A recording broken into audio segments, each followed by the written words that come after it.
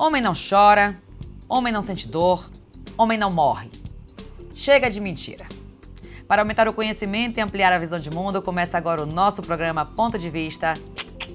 Hoje com o tema Novembro Azul, um mês de combate e prevenção ao câncer de próstata e de incentivo para que o homem cuide mais da saúde.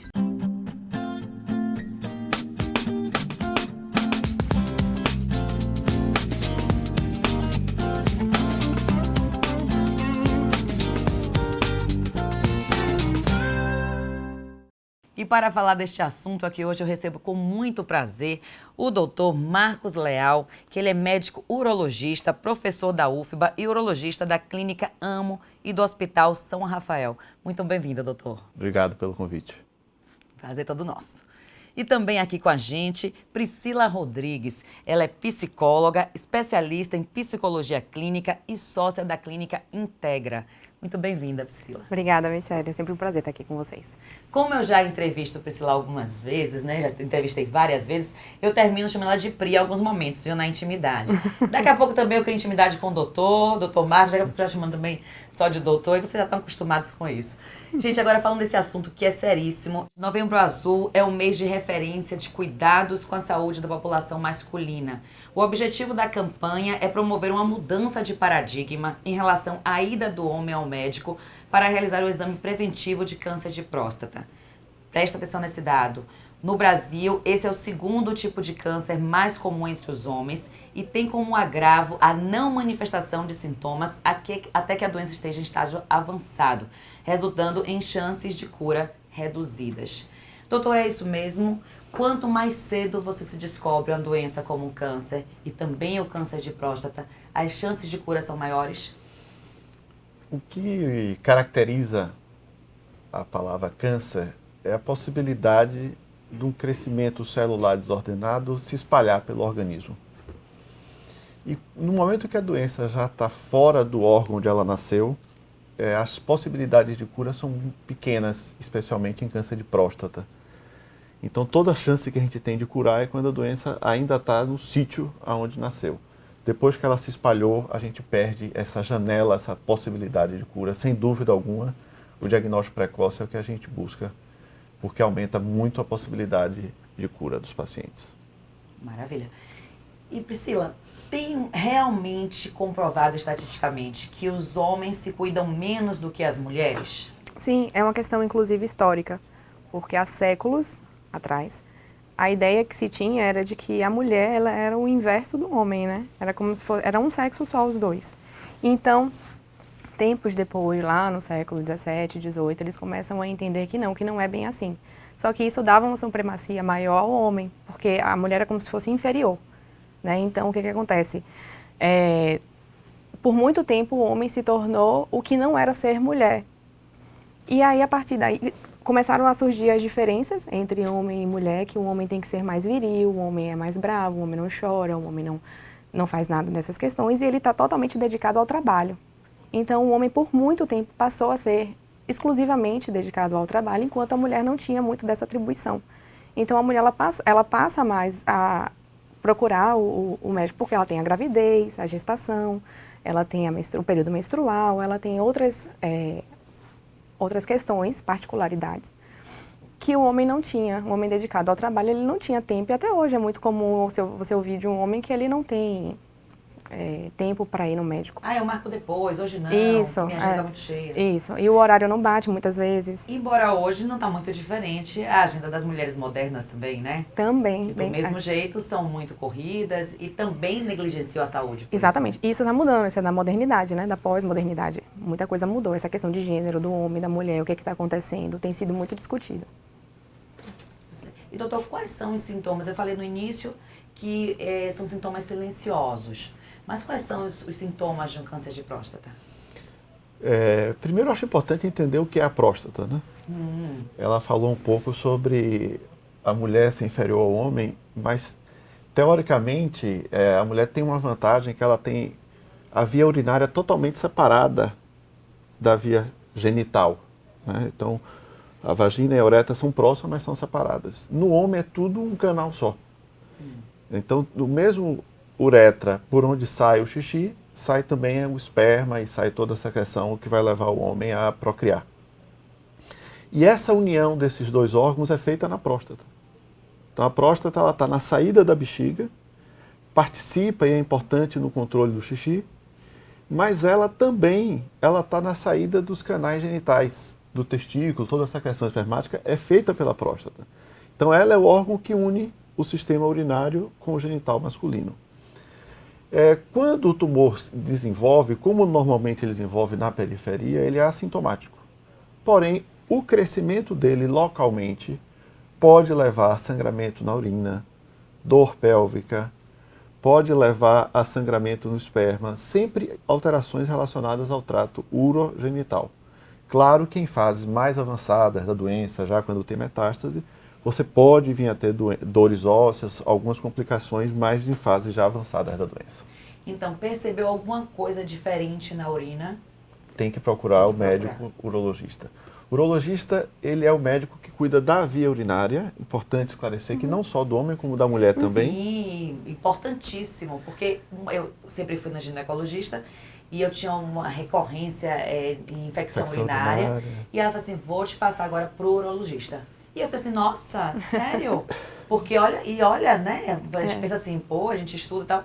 Mas a maioria das pessoas não sabem disso mesmo. Acha que é só médico exclusivo do homem. Não, a gente cuida de rim, próstata, bexiga, os órgãos também, a glândula adrenal, então diversos outros órgãos que tem na mulher, nós também fazemos a participação. Diferente do ginecologista, que esse não é específico da mulher. Da mulher. Mas o urologista não, ele é o médico do homem, mas também da via urinária. E é interessante também que, ao longo da vida, a mulher tem a ginecologista de costume, né? Eu tenho a minha ginecologista e um homem é difícil você encontrar que você tem um urologista.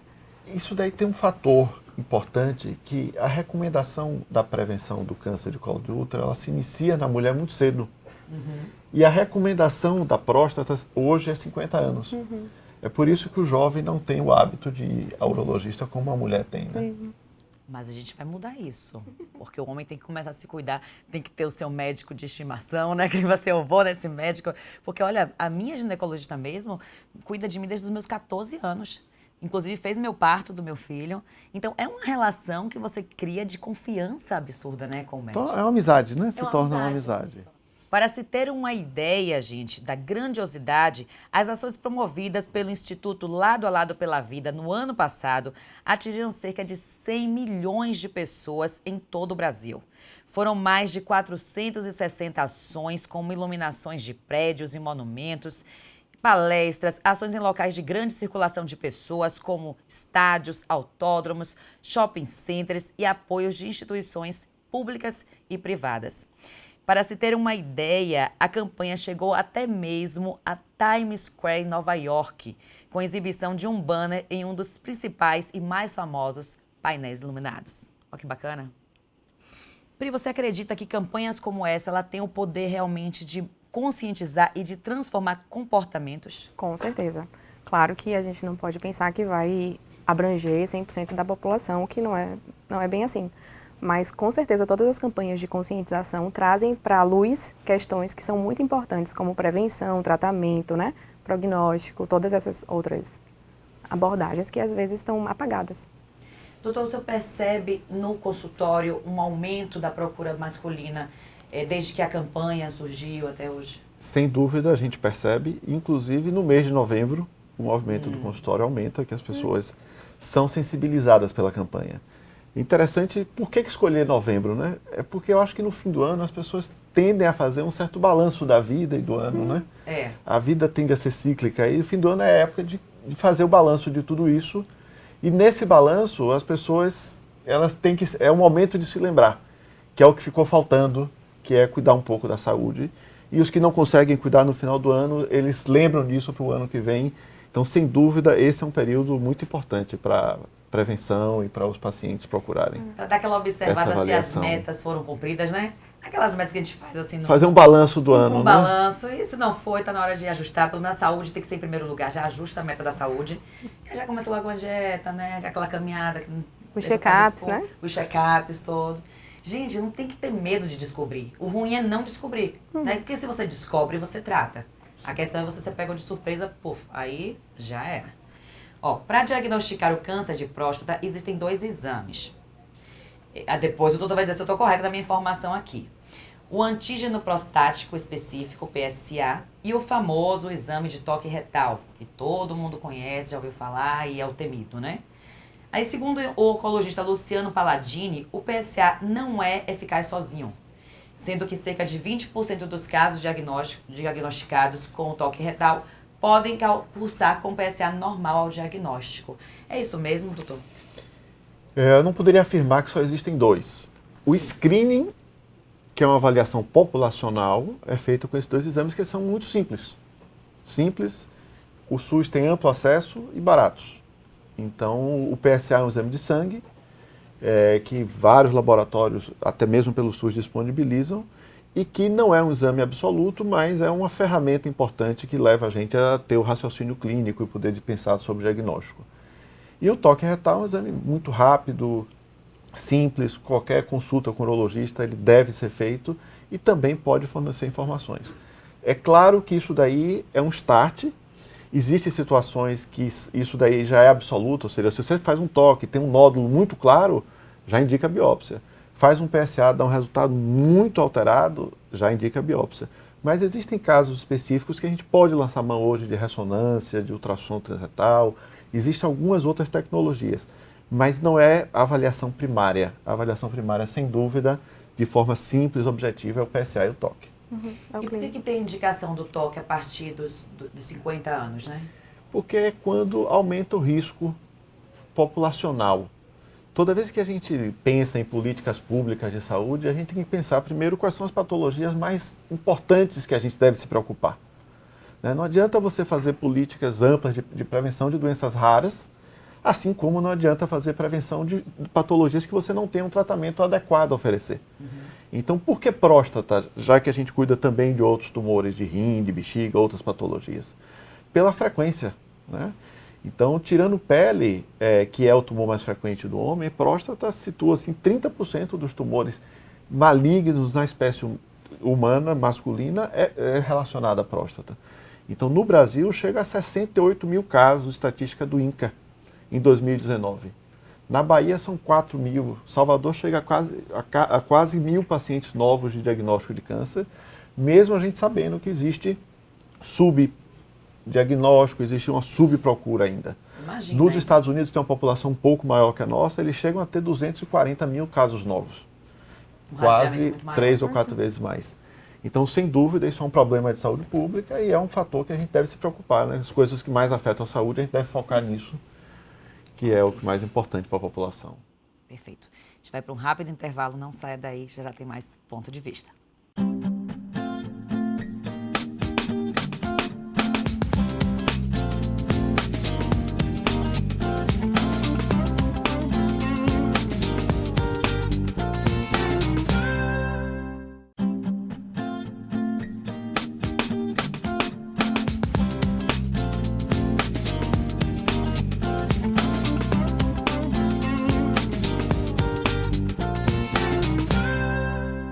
Estamos de volta com um ponto de vista, hoje falando sobre o Novembro Azul, um mês de conscientização e combate ao câncer da próstata e também de despertar aquela consciência nos homens para que eles cuidem mais da saúde. E a gente foi para o intervalo, estávamos falando do tal famoso exame do toque retal. Doutor, a gente falou, mas a gente não deixou assim muito claro para os homens. Esse exame dói? Causa alguma dor? Causa algum transtorno? Eu acho que normalmente ele pode causar dor numa pessoa que tem alguma patologia, uma fissura anal, uma hemorroida, alguma situação específica.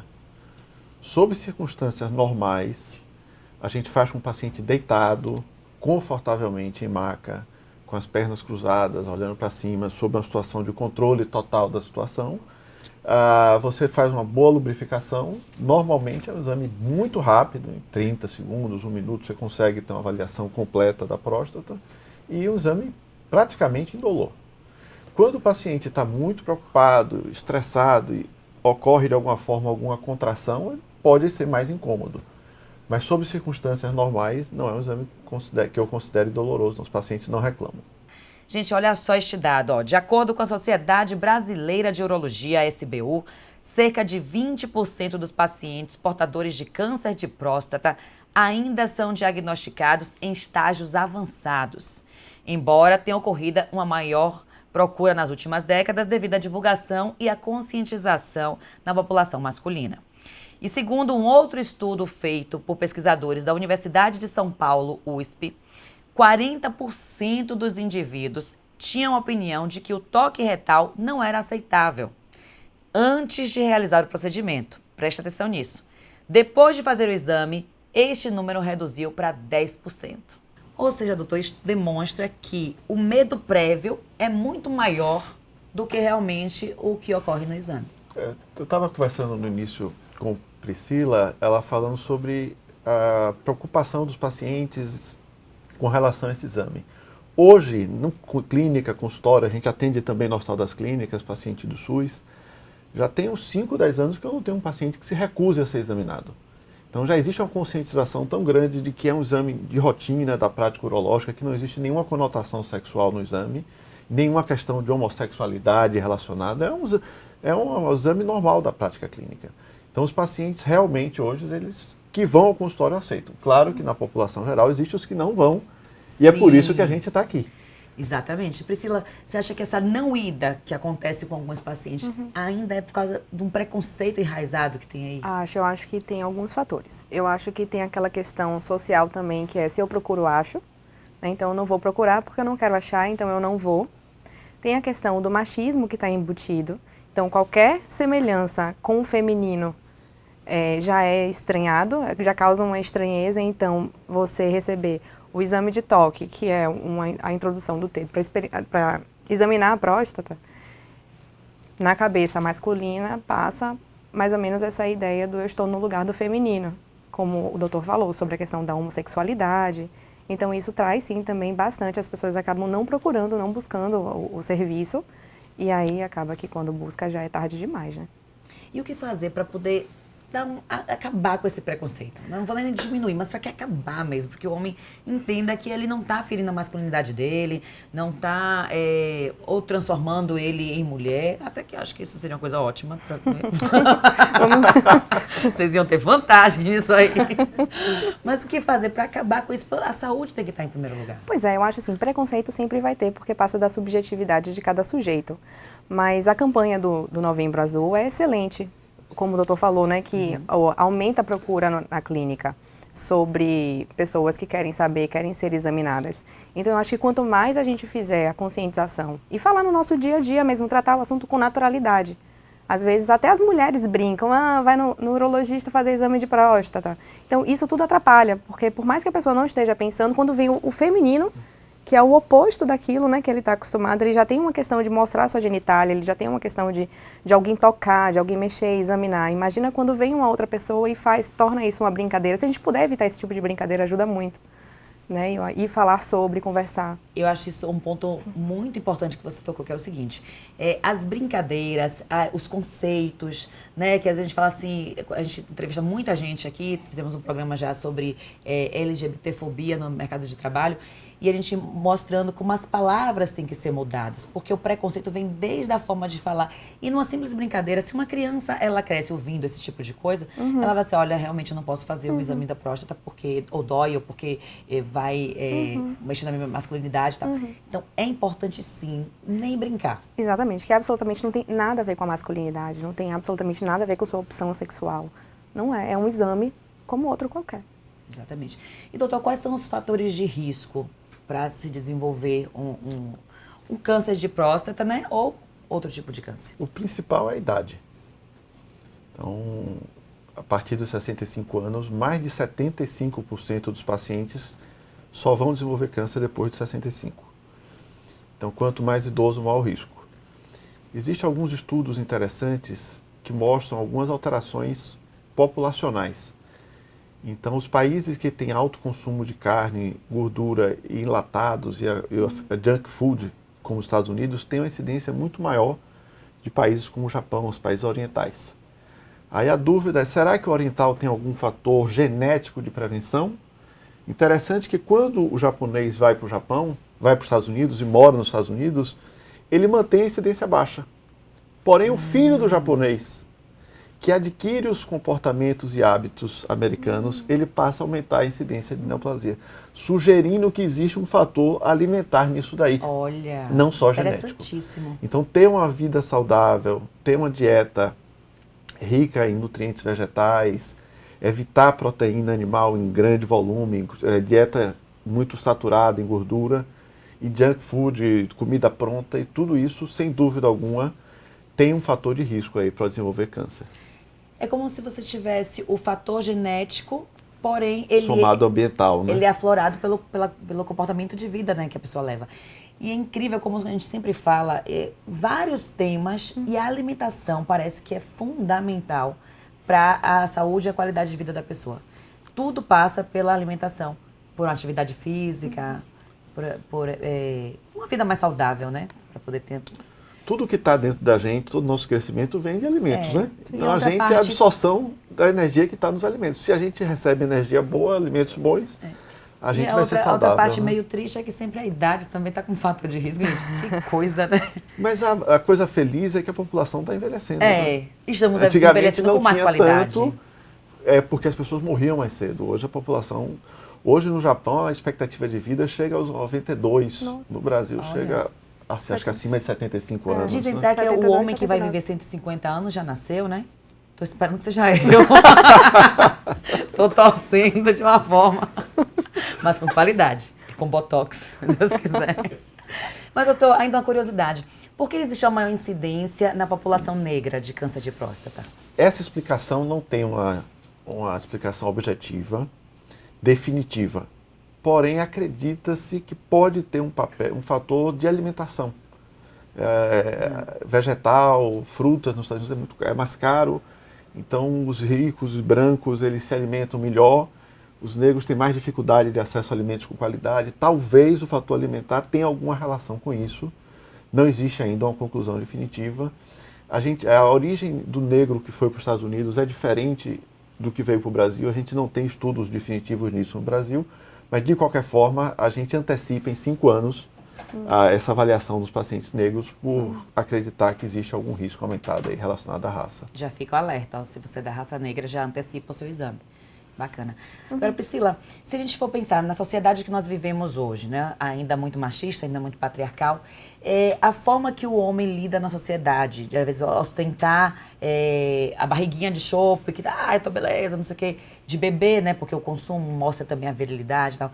Isso contribui para que o homem continue nesses fatores de risco, né, que tenha cada vez mais esse tipo de comportamento? Sim, que eu estava pensando quando a gente estava falando que, segundo a Organização Mundial da Saúde, que a gente conhece, a saúde não é só a ausência da doença, né? É um bem-estar biopsicossocial. Você precisa estar com o seu corpo bem, a sua mente bem e com suas atividades sociais bem também. Atividade física, alimentação, estresse, ansiedade, depressão, tudo isso acaba contribuindo. Fora também o dito popular também da barriguinha, né? O homem precisa beber, esses comportamentos típicos masculinos. O homem bebe, o homem fuma. Então, tudo isso acaba atrapalhando muito, principalmente com a prevenção. Com certeza.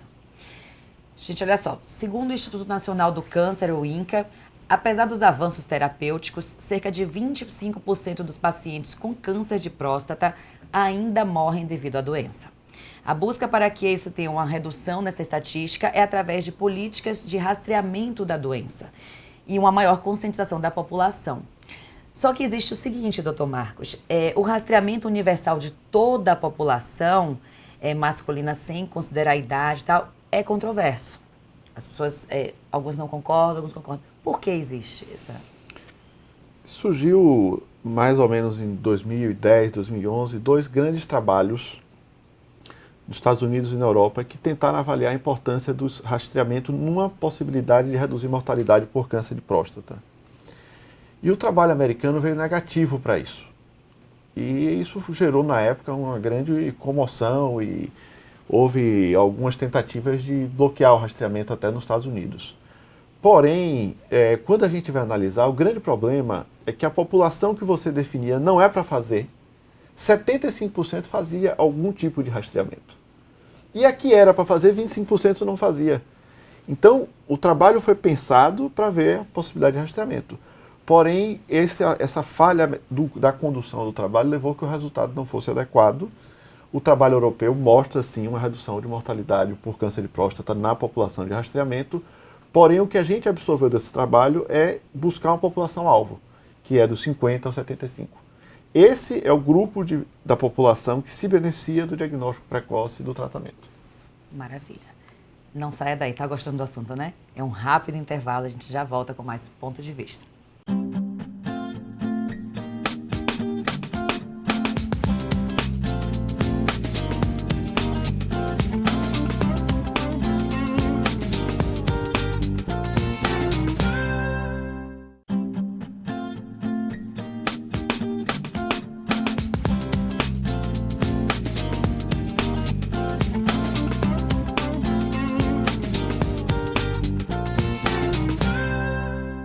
Estamos de volta com o Ponto de Vista, hoje falando sobre Novembro Azul, um mês de conscientização e combate ao câncer de próstata, também de incentivar os homens a se cuidarem, a cuidar cada vez mais da sua saúde, porque sem saúde a gente não vai para lugar nenhum, né? Ô Pri, quando uma pessoa ela recebe um diagnóstico de um câncer qualquer, independente de se ser homem ou mulher, é um impacto muito grande. E para este homem, que ele foi criado na sociedade, que ele tem que ser forte, que ele não pode chorar, como é? O que passa na cabeça deste homem? Pois é, esse é um grande problema. O demonstrar sentimento e o sofrimento para o homem, que é muito difícil ainda. Lógico que não é todo mundo, eu não estou generalizando, mas uma grande maioria, uma grande parte, ainda assim tem dificuldade. Você vê na clínica, a maioria da procura de atendimento clínico são mulheres que procuram. Elas falam melhor sobre o seu sentimento, o seu sofrimento, elas trazem mais questões, né, para tentar resolver. O homem não, ele tenta de todas as maneiras resolver sozinho. E quando é uma questão do câncer, é diferente também, porque ele não vai conseguir resolver sozinho. Ele precisa da família, ele precisa da medicina e ele precisa dele também, né, porque é uma luta, a pessoa vai enfrentar uma luta ali, seja na quimioterapia, seja qualquer que seja a intervenção que seja feita, cirurgia. Na sua experiência, assim, clínica, existem mais homens que eles são levados ao consultório pelas mulheres ou que vão por conta própria? Não, vão por conta própria, mas ainda assim é uma minoria, assim, gritante. O legal é que cada vez mais homens têm procurado, eles têm percebido a importância de cuidar da sua saúde mental, que antes não era, antes era... Deixa isso para a mulher, sofrer, chorar, é coisa de mulher, e o homem não pode de jeito nenhum, né? O homem não chora, aquelas músicas todas que a gente... ser macho, que isso, menino, não faz isso, aquela masculinidade tóxica também acaba interferindo muito na dificuldade do acesso de buscar a psicoterapia. A psicoterapia ainda é tido como algo de mulher. Ainda bem que isso está mudando mesmo, porque homem sofre tanto quanto mulher, homem adoece tanto quanto mulher, e homem precisa de tratamento, precisa de ajuda tanto quanto mulher também. Né? Seres humanos. Na verdade, seres vivos, né? Exatamente. Porque também os animais precisam de tratamento e tal. Todo mundo. Então não seria diferente. Não. Eu concordo muito com Né? isso. Eu acho que cada vez mais essa consciência crescer é melhor para todo mundo. Exatamente. Porque o homem, já que ele tem essa vontade toda de ser o arrimo da família, ele precisa de saúde para poder exercer esse papel. Exatamente. Né? Então não. tem que se cuidar. Outra coisa importante, Michele, que eu acho importante falar sobre o tratamento. Mas o doutor tá vendo na frente. A minha próxima pergunta era essa. Quais são os tratamentos hoje para o câncer de próstata, doutor? A evolução do tratamento do câncer de próstata nos últimos anos foi muito grande. E, para nossa grata surpresa, hoje a gente tem na cidade acesso às maiores tecnologias que existem no mundo para tratar câncer de próstata, que são a cirurgia robótica, que a gente dispõe no Hospital São Rafael. Ainda chegou no SUS só no INCA, mas não tem assim um envolvimento muito grande. Mas a gente consegue fazer cirurgia laparoscópica mesmo no SUS, no Hospital das Clínicas, o Hospital Aristides Maltês também faz alguns casos. E além da parte cirúrgica, que avançou bastante, a parte de radioterapia. Só antes de ir para outra parte, antes de sair da cirúrgica, qual é a vantagem dessa cirurgia robótica em relação à outra, a convencional? A vantagem é uma recuperação mais rápida do paciente à sua atividade, menos sangramento, menos dor e uma possibilidade de preservar melhor a ereção e evitar as complicações temidas pelo tratamento, que são a perda da ereção e a perda do controle do xixi. Então, como existe essa preocupação, essas novas tecnologias, tanto cirúrgicas como de radioterapia, elas têm uma incidência menor dessas complicações e favorecem melhor a cura com menos morbidade. Outra preocupação que eu acho importante que as pessoas saibam, quando você falou que 20% é estágio avançado, o estágio avançado do câncer é metástase óssea. E geralmente os ossos da coluna são afetados. E muitos pacientes chegam paraplégicos por compressão medular pela metástase.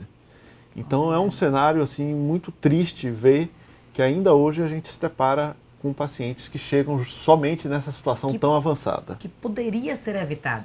Sem dúvida alguma. Simplesmente Esse é o que a gente quer evitar. Com exames né? simples. E não chegaria a uma situação tão grave quanto essa. Você imaginar um paciente de sexo masculino com 60 anos, jovem, ter uma metástase óssea, comprimir a medula e desenvolver uma paraplegia, ficar paraplégico por conta de uma doença com prevenção fácil, com tratamento adequado. Nos dias de hoje é bastante triste a gente ver esse cenário e ainda encontramos, está dentro desses 20%, que só pega a doença numa fase bastante avançada.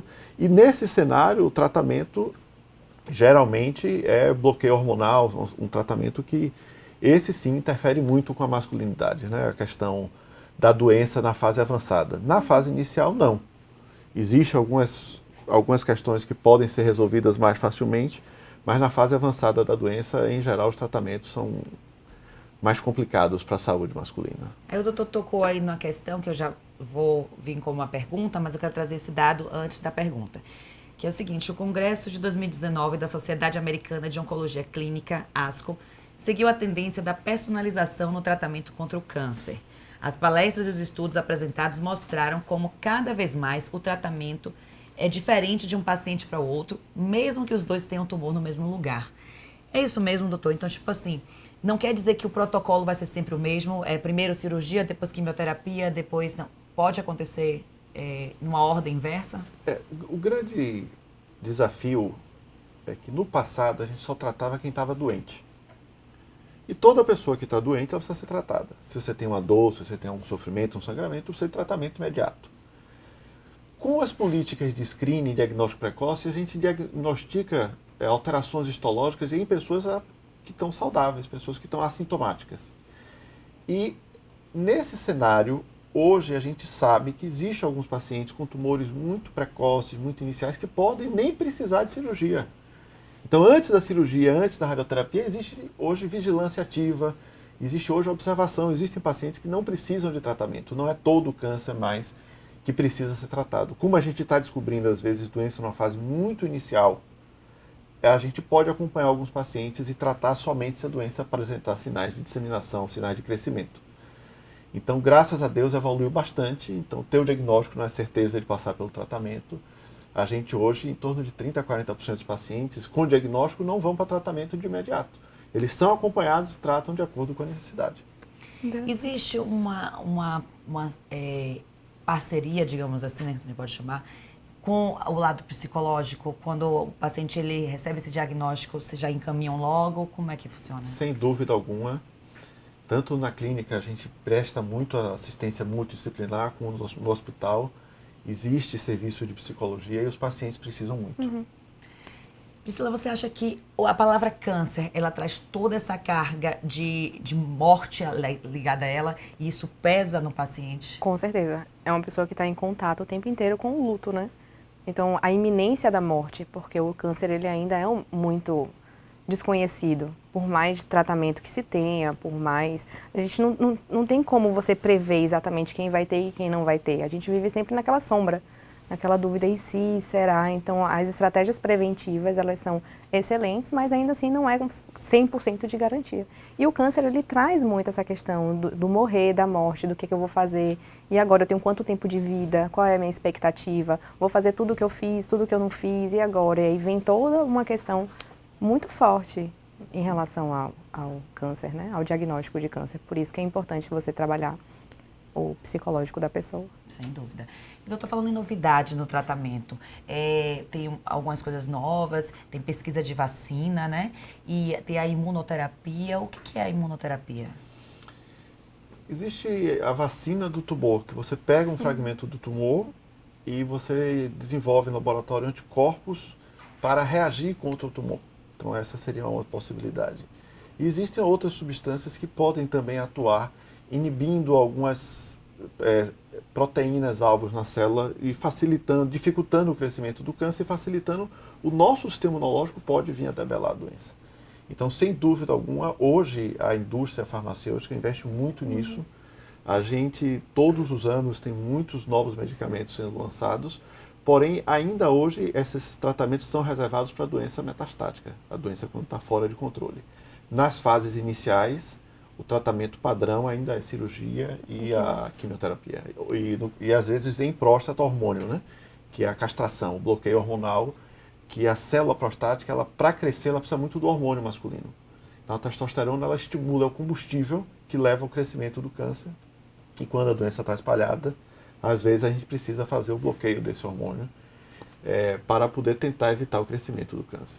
E como é o acesso da população a esses tratamentos? O SUS oferece todos ou alguns não? Aos mais caros e mais sofisticados, ainda não temos acesso amplo e restrito no SUS, mas graças a Deus, a principal linha de tratamento para a doença metastática, que é a castração, bloqueio hormonal, a gente tem no SUS livre acesso. Sem dúvida, esse é um tratamento que ainda hoje, apesar dos mais modernos, é o tratamento padrão inicial na doença metastática.